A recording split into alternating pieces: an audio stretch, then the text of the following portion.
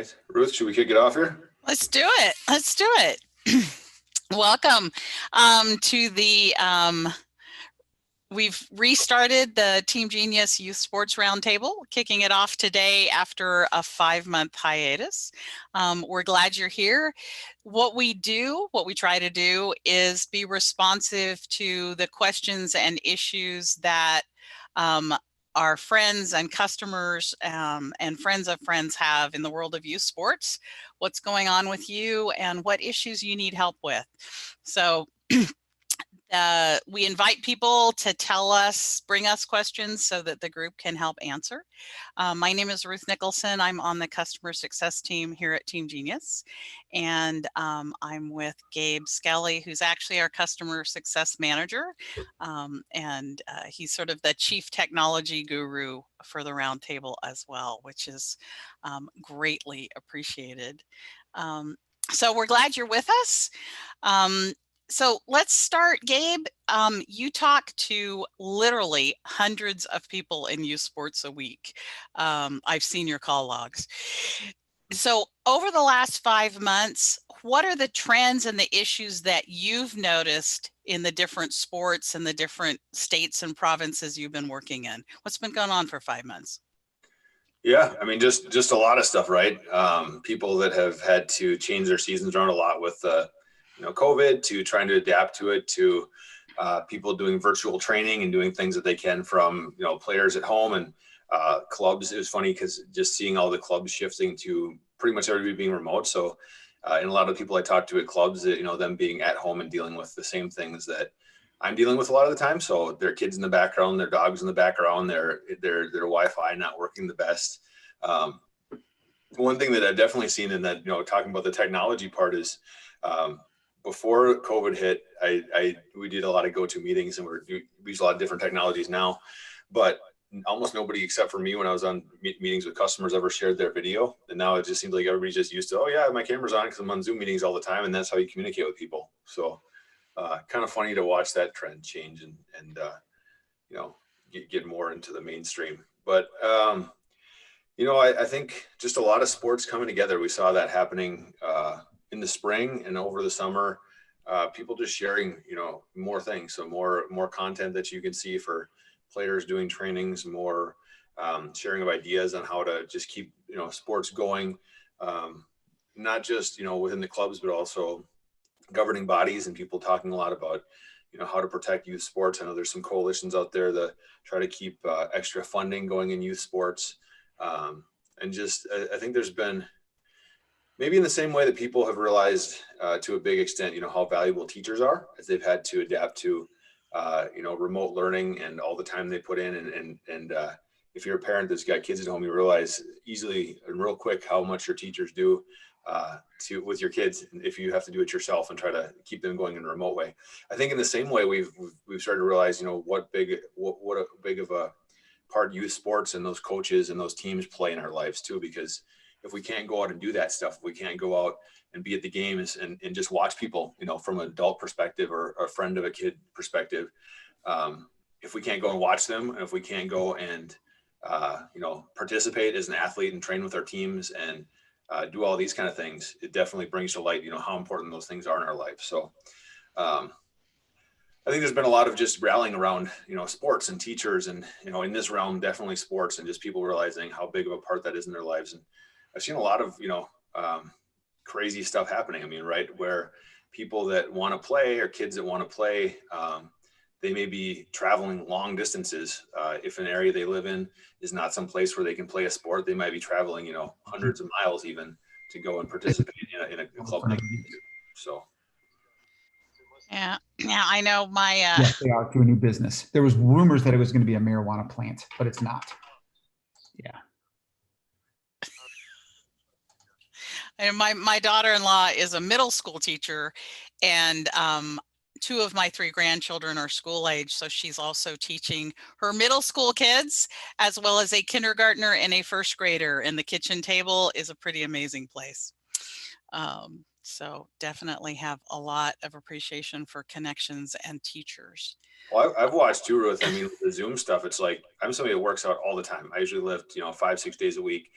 I go to the club in Uptown, and I've been a member there forever. I've also got a lot of weights at home because I just lift all the time at home too. But I never thought that I'd miss the gym as much as I have, and being able to go and work out with people. And so I found myself, there's actually a trainer up in Grand Marais, Minnesota on the Canadian border that has started doing Zoom boot camps. And I do 4 of those a week now. And I love my boot camp community, even though it's on Zoom. It drives my wife and kids nuts. But like a lot of players, I've definitely gotten into that, doing my training and that part of my life online too. So something I would never, ever have expected a year ago today, for sure. I said, no, I'm never going to sit and work out. That's for, the beach bodies of the world and people that want to just do those pre-recorded things all the time. But that's what I'm doing. So. Yeah, so we've got folks on from the East Coast of the US all the way to Hawaii. So we are glad you're here. We gathered some questions from folks that were connecting with the roundtable. So wanted to throw it to the group. What are the trends and issues that have popped up for you over the last 5 months? Nick or Steve or Catherine? I've just, hello, good morning. Good morning. Yes, it's still morning where you are. I've worked on a lot of liability waivers related to virtual events. And, people, they've shifted from having live events, especially like running and, running events. And so I've been working on their liability waivers and looking at their language on their websites and addressing those kind of questions. All right, right. Catherine is a friend of the roundtable who practices law in Hawaii. So other observations about the summer? What happened? What didn't happen? What surprised you? I think for me, the biggest thing was, so I'm a college hockey coach for a women's hockey team at the College of St. Benedict. And I think my biggest thing from the college perspective was, I think, how challenging it's been to participate on the ice in general. From this summer through the fall, even until now, we haven't been on the ice in probably going on a week here. So we're shut down for the next couple of weeks just because we have some cases on campus. So for us, it's been really difficult navigating the constantly changing landscape of everything and trying to adhere to all the different policies and guidelines that are in place and trying to stay safe and healthy. And it gets to be a little frustrating because we look out from a college perspective and, we see, high school and youth sports, they're able to play right now and they're able to practice, and looks like they're going to have their season starting up in a couple of weeks here, which is really good to see. But then, from a college coach perspective, it's kind of frustrating where it's, if we can make it work at the youth level, why can't we make it work at the college level? So that's kind of where I've been at the last few months. We have a group of folks that we work with in the maritime provinces of Canada, New Brunswick, Nova Scotia, PEI, Newfoundland, and they have been blessed with very few cases. And so they were able to sort of put this bubble around the Maritimes, and the youth hockey folks have been able to play.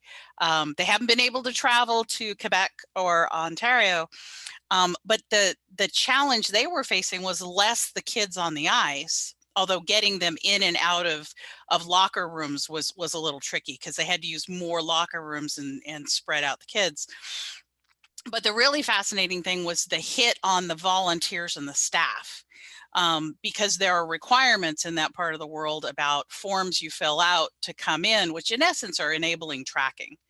But the time to get kids off the ice and out and the next group in and on the ice was only 15 minutes. And if you can imagine, parents and kids and making sure everybody's had their form and they answer the questions about, temperature and have you been in contact with people, and just trying to squish that into a very short period of time. And then if you have a rule like only 50 people can be in the rink at a time, like 50 parents and spectators, what happens to person number 51? or the person who shows up and perhaps isn't wearing a mask. And so one of the challenges they were facing was, we have great moms and dads who are volunteers, but there were times that those clubs felt like they needed a bouncer, that they needed something more than just a nice parent, to say, well, no, actually the current protocol says if you don't have a mask, you don't come into the rink, or if you're person number 51, I can't let you in. And that was really hard from a staffing perspective, and from an enforcement perspective for them. Yeah, I think that's what I've seen when I've been in rinks, just from the recruiting side of things. So usually it's, only fans are in the stands if your kids are playing, 1 or 2 parents per kid. I'm fortunate enough to all the games that I've gone to, or the tournaments or showcases, they've been kind enough to let us college coaches and scouts kind of come and go as we please. But I think enforcement is really difficult because, you'll get people that'll wear masks coming in, but then I think for the most part, most everyone keeps them on, but there's always that that 1 or 2 or 3 people that think that they can kind of be above it, above everyone else, or kind of march to the beat of their own drum, so to speak. So I think I had one rink since I've been recruiting every weekend in July, where I had one lady that literally came in and was like, you can't stand here, you have to stand here. And it's like a 5-foot little thing, and was going around and shooing people in and out. And I think for me, that was the first time that I actually saw it being enforced, whereas people, once you get in the rink, it's just pretty much stay away from each other, keep your mask on. If you're not, no one in the stands is going to say anything to anybody else. So I think what we know now is that I think, transmission isn't necessarily happening on the ice. It looks like it might be happening more or less off the ice. So I think trying to find the parameters for that has been really challenging in navigating that. So, but it's good to see that youth sports have been able to keep going. I do think that we have a really good model here that we can operate off of and kind of look to duplicate a little bit. And I think in a sense, youth sports has kind of been the guinea pig for all of us, and it's seemingly worked pretty well. So hoping that we can at least emulate that to a certain degree at the college level.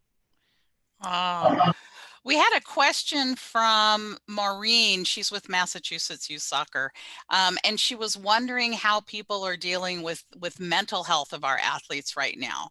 I mean, because even if you can engage in smaller groups or different ways, if people had observations to share about how are they helping their kids during this time, with the mental challenges of distance and modified games.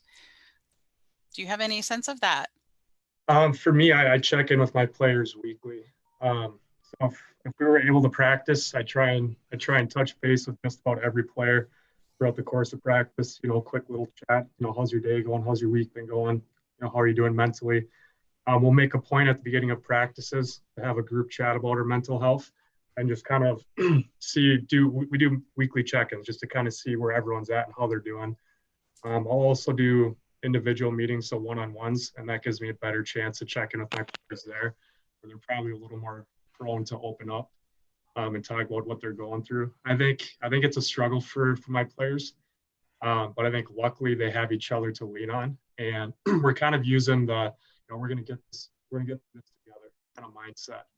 And I think being able to rely on other people when some of us might fall down and others are feeling stronger than others in certain moments, that's been really empowering. And I think it's been nice to kind of see the resilience in my players a little bit, even though everything is seemingly kind of getting taken away from them and they're losing out on their college experience. So for us, it'd be daily check-ins, weekly check-ins, group check-ins, individual check-ins.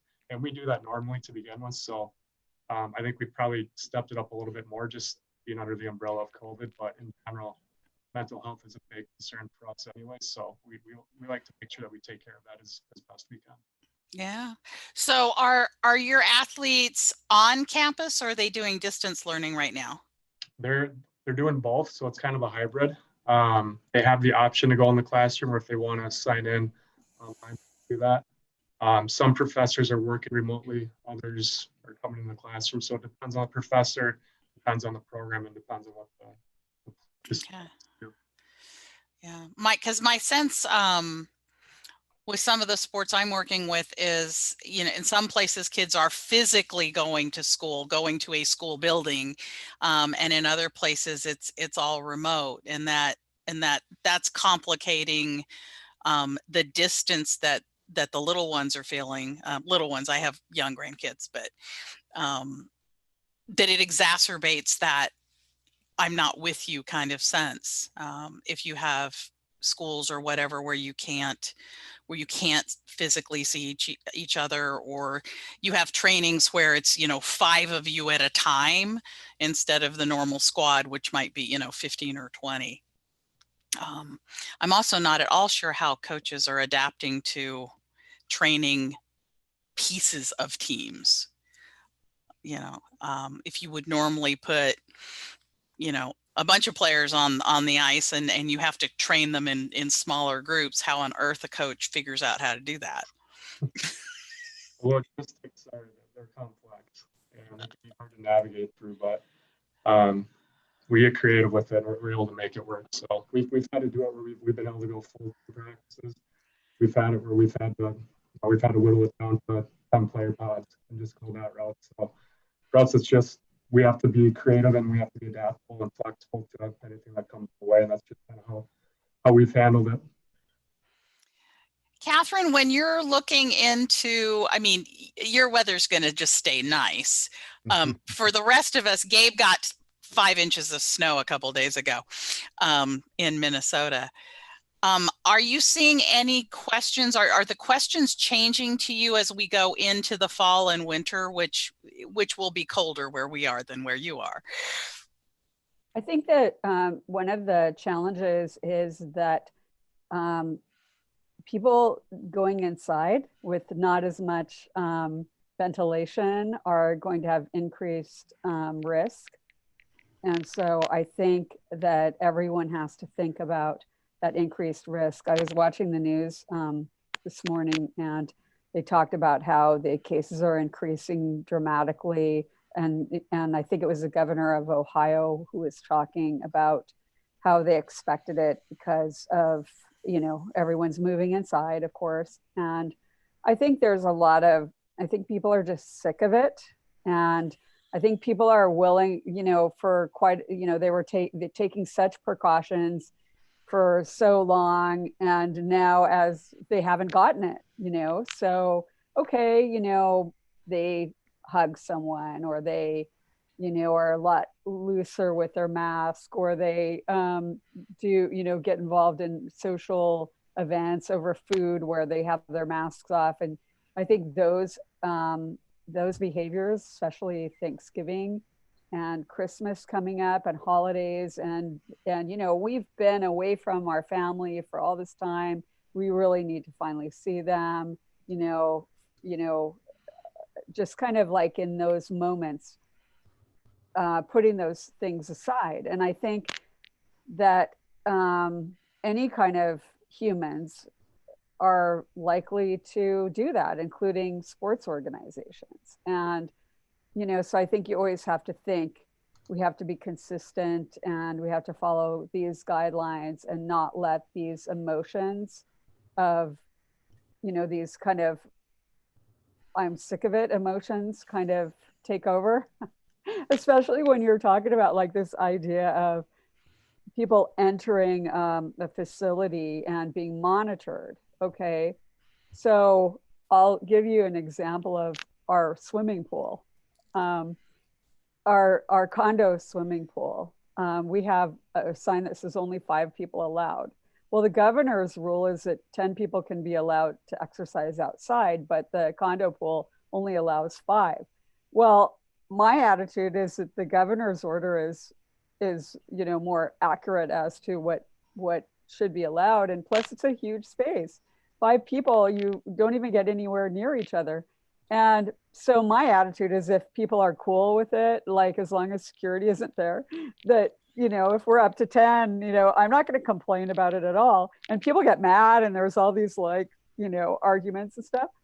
Some people are, it's the rule, you know, and everything. So, you know, you're going to get things like that. And I almost think that when you were talking about like nice parents trying to enforce this, there's always that parent that isn't that nice, that's the enforcer. So Yes. I would say get the enforcer, the one that's the rule person, the one that has that kind of security attitude, or that like who didn't get to be a police officer but they wanted to be, or that would be their that would be the person that you recruit to enforce the rules. And the nice people do things like, other things. Oh, yeah, yeah. It's I mean, it's odd. Where I live, which is where the first cases of COVID in the United States were found, like my neighborhood, I can walk there. Um, I see my dad once a month in the backyard across the fire pit. I'm not quite sure how that's going to work going into the winter. It's kind of rainy here north of Seattle. But yeah, it's getting old seeing my 87-year-old dad once a month across a fire pit. Yeah. He doesn't come into the house. I don't go to his place. Yeah, it's I'm ready for something a little more together. And I don't think we're accepting patients from other states here at our local hospital, because other states are struggling with hospital beds. Yeah. I think a little bit with that, policing yourself versus, other people. I know in my personal life, like I expect my kids to wear masks around other people. And I kind of took it another step is where we went, Menard's local place here in Minnesota, they had N95 masks you could buy. And I bought, 30 or 40 of them. And I guess I'm lucky that I can afford to do that because they weren't super cheap. But so we wear those all the time. And, some people get upset if they're in a, if they're out shopping or if they're in a building and other people aren't wearing their masks or they take them off. And I get that. I mean, we're supposed to wear masks, at least in Minnesota, that's the rules for inside businesses. But kind of my take on that is, while I don't like other people not wearing them, I'm going to wear the mask that protects both of us anyway, because I can do that. It costs me a little bit more, but that way I know I'm not going to spread it to somebody else and I'm not going to get it from that person. So then I don't have to be mad about them not wearing their mask. I also have a lot of hand sanitizer. And so I try to do those things to protect myself. But I think what I said even in the spring is like the idea of having a lot of grace and giving other people grace, like, right. So for yourself, like if you're stressed out and you're going through too much stuff, and just give yourself that extra time and realize that everybody's going through it, but then other people too. Like, I think we have to check our emotions a little bit more than normal because, people are wearing out in a lot of stuff. It's just this virus adds a lot to daily life and it's changed a lot. And I think we have to give other people as much grace as we can, and just, within bounds, of course. That doesn't mean we're not safe, but just, give them a little bit extra too. So, yeah. Go ahead. One reason I think people are reluctant to wear masks, not only is they might have entitlement issues, but they haven't found one that's very comfortable and they find it like difficult. And I did find something incredibly comfortable, and I'm going to share this. This is the Cool 32 Degrees, the Costco mask. Oh. Okay. Super comfortable. Okay. And really light, but still is very, thick enough to protect you. These are sold at Costco, and you can also buy them at online Costco, and they're cheap. So I have a bunch of them and I just have them everywhere, wash them and stuff. And I think they'd be great. They're great for sports. And for an 8-pack from Costco online, it's like $24, I think. And then if you go to Costco, you can buy a 4-pack for like $12. So that's a good thing for people, especially when you have like a family that, and if they're not comfortable with them, because those elastic things, they get old after a while and people are like pulling things down. I can wear this and don't even, I kind of don't even know that I'm wearing it. And I've even worn it for, Zumba, and it's pretty comfortable. I know it was a volleyball club I was working with on the East Coast of the US. And they were saying that their athletes, while they are playing the sport, need to be masked up. Yeah. And the rules state to state, province to province differ. And I think that's potentially confusing. Some sports, the kids don't have to wear masks while they're participating in the sport. Others do. But this was it was a volleyball club, and the rules were if the kids are playing on the court, they all needed to be masked up. Yeah. And I don't hear there, that often. There's a plastic insert you can buy, and you put it right here, and then you put your mask over it, and boy, you can breathe a lot better. That's a lot more comfortable for working out. And I think that what I do when I go to Zumba, I bring disposable masks. They're a little bit more breathable when you're working out. So I bring a bunch with me. And so if other people are having problems, I just pass them out to them. And I usually wear that more than I wear a cloth mask for working out if I have to, because a lot of things in Hawaii, we have to wear masks like anytime in public. I mean, if you're even on the street, you have to have a mask on. Yeah, we have those rules here in Washington. Nick, do your athletes, what are the rules about masks at the collegiate level right now? I mean, it'll vary, I think, depending on the school you're at. Even from D3 to D1. So even like at the D1 level, I've seen most teams out east are kind of wearing masks on ice, whereas most of the Minnesota D1 schools, they're not wearing masks on ice. Some of the teams in our conference wore masks on ice practicing, others have not. Those rules, they've been changing a little bit as kind of when we started in this fall and as we kind of progressed a little bit. So for us, we're on an athletics timeout right now, so we'll know our new rules and guidance as we move forward. But for the most part, we've had masks inside and outside on campus. Practices, even in our fitness center gyms, I think we have a mask policy as well. So it's pretty much masked at all times, social distancing at all times, hygiene as much as you can, washing hands as much as we can. We're doing temperature checks before every practice, checking in on their symptoms. If anyone wasn't feeling, sick or wasn't feeling right, we just asked them either stay away from practice or stay away from the workouts. Our group workouts cut down to about only 10 players per workout, just to try and help, mitigate from that route. So we've gone from having small group, workouts and small group team practices to having full team practices and everywhere else in between. So I think right now we're just waiting to see if we'll have a season and then how that's going to happen. D1 though, it's looking like they're ready to kick off here. So I think depending on where you're at as far as division or even state and area, kind of will determine the different policies. So I've seen it all across the board, from even hockey to some of the other sports that I've seen. So it's been pretty diverse. Yeah, I think one of the things that's really hard for folks that we work with is, like you said, what are the rules going to be this week, and are they going to change? I know I was working with some soccer folks on the West Coast, and the state opened up, and it looked like they were going to be able to move from practices to actually playing games that were more than inter-squad games, and they were really excited. And the night before they were going to have their first Saturday, they were all excited, and it got shut back down. And just the frustration level of, trying to get back to something akin to normal, but even knowing what next weekend is going to look like. And I think that's as stressful as just trying to follow the myriad of rules about temperatures and masks and whatever, of the uncertainty of when do the rules change again. Yep. And, we're kind of taking it as a 1 day at a time, 1 week at a time approach. Yeah. We're not looking out we don't look out any farther than 2 weeks ahead of where we're at. So we're focusing on the short term, hoping for some good long term solutions. Yeah. Catherine.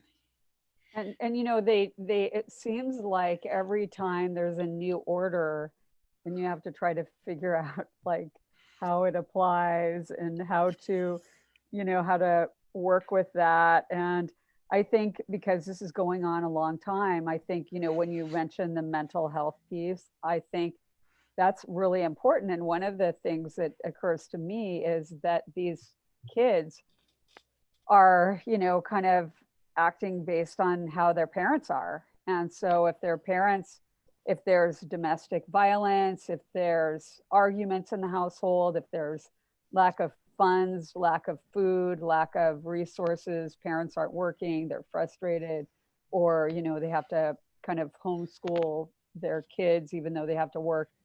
I mean, there's a lot of things that are going on that maybe the kid would be fine if it wasn't for all of the other things going on in the family. Yeah. Yeah. Gabe, you've got what, 4 kids at home doing homeschooling? Yep, it's crazy. I think I've tried to enforce it the best I can. In fact, learning experience for me is trying to be as I guess as clean as you can with the kids, and still let them have. So my daughter's a senior, and so for Halloween we had her and one of her friends over, and we showed a movie outside. I projected up on my one of my outside walls of my house, and we had a hot tub, and it's big enough where they stayed 6+ feet apart on either side of the hot tub. But it was cold outside, right? And it was like 34 degrees, and it was this blowing wind and a little rain. And so I built a fire, which I was trying to make sure the fire didn't blow around. But it's hard to entertain in the COVID environment if you're trying to follow all the rules. And trying to give my daughter a senior year where everything's been canceled has been really kind of challenging. She's a senior in St. Louis Park Public Schools, and they actually just rolled back where every single kid's going to go back home now. They were slowly rolling it out where they could go to school, and they're one of the earlier ones in the state where everybody's being sent home as of next week. And just what a challenging, kind of icky senior year, just nothing that they can do normal, and trying to facilitate my kids having any kind of play dates, or I just realized how challenging it is, right? In fact, around that realm, Consumer Reports, I get Consumer Reports, they just rolled out a thing on how to have holidays or celebrate the holidays with COVID. And it's really guidelines that a lot of states have, but it's really, kind of stay away from people. Don't have people from more than 2 households together. Don't have more than 10 people, have people outside. And in Minnesota, you're gonna have a heat source, right? So, I mean, what I've done is I went and bought a ton of fire logs, and I got a fire pit outside so I can throw a couple fire logs in to get the fire going fast, throw some regular logs on top of that and have a fire. But that doesn't really work if it's 20 below and it's windy. In that kind of condition, you really can't safely do something outside, or it sounds like have people inside if they're from different houses. I've heard a lot about these pods where you have, family pods or group pods of people that are all staying safe, and you commit to not doing things with other people. Interesting kind of connection is a lot of my Canadian customers, they're not doing, at least in Canadian hockey, they're not doing the same masking and maybe some of the same kind of level of checking and tracking that a lot of the US youth hockey is doing. But they're doing these 50-player pods where these kids are broken into, I don't call them 4 teams, that they only play that group of teams. And if a player needs to say play up or down because they're getting better or need to be moved, they have to take a 14-day quarantine before they can move to another team. And then the same thing is if someone were to get COVID, both teams that played each other have to be quarantined for 14 days, but kind of different structure. They're doing this very pod-based structure, no travel, even within their same organization, they're in these pods.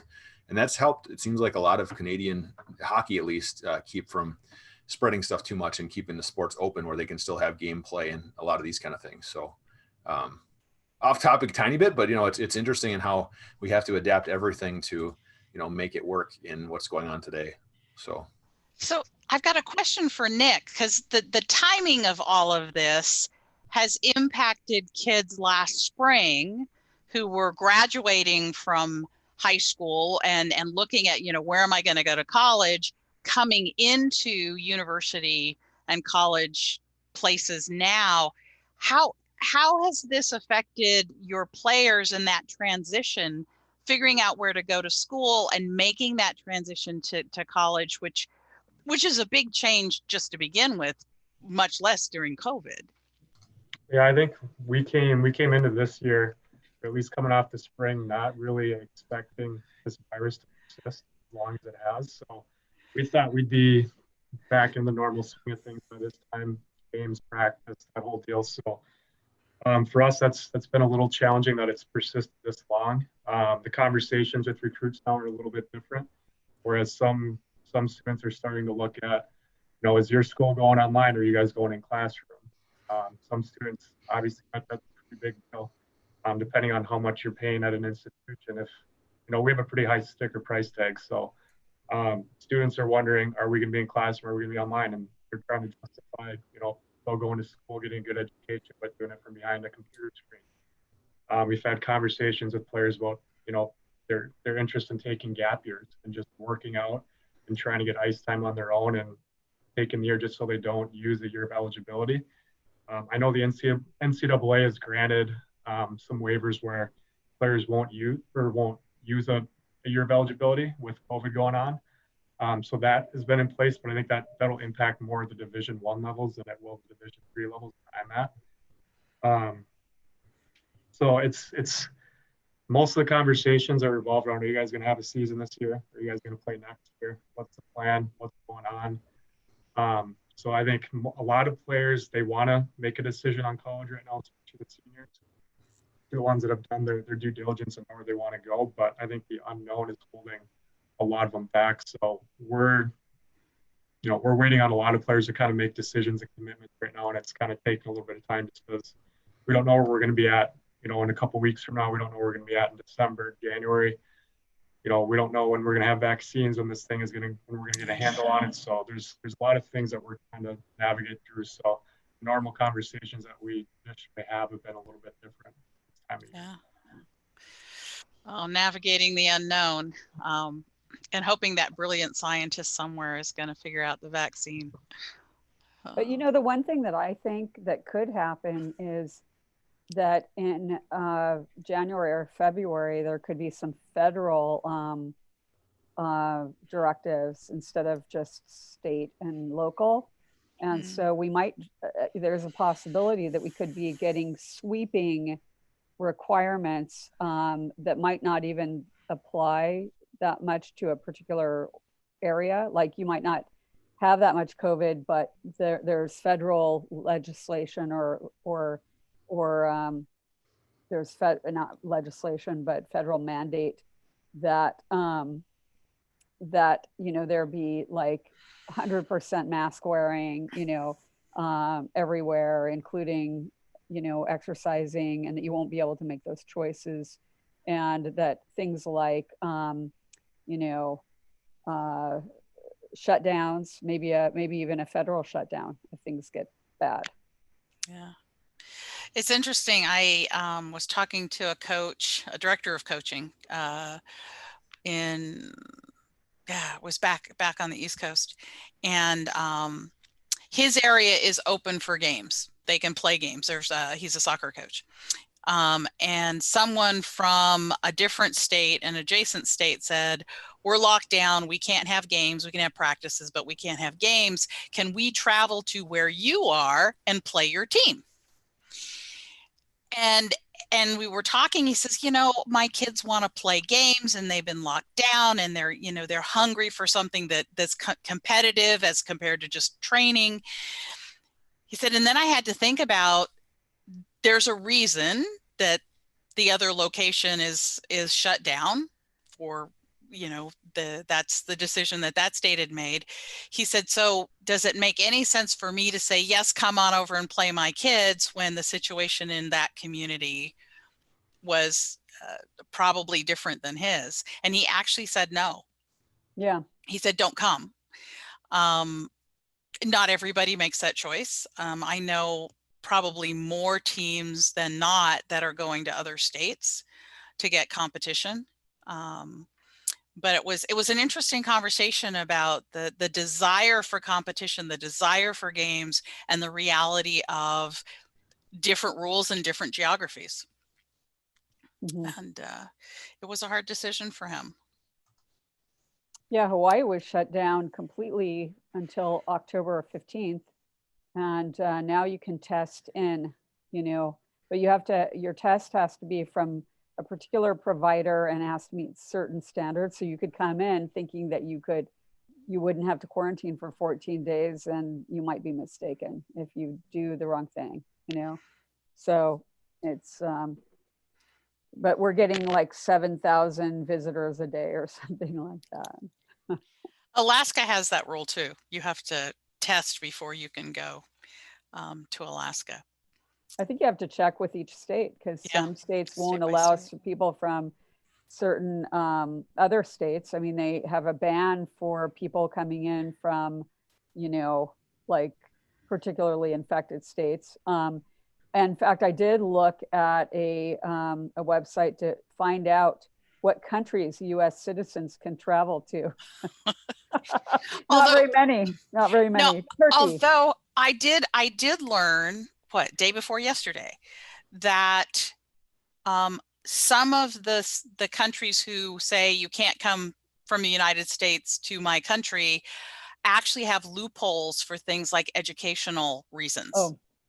So it's, boy, talk about having to read the fine print, whether it's state to state or country to country. So yeah, it was a group of athletes who went to a country in Europe, and at the top of the page, it says nobody from the US can come. And in the fine print, it says if you're an educational thing, you can get a waiver. And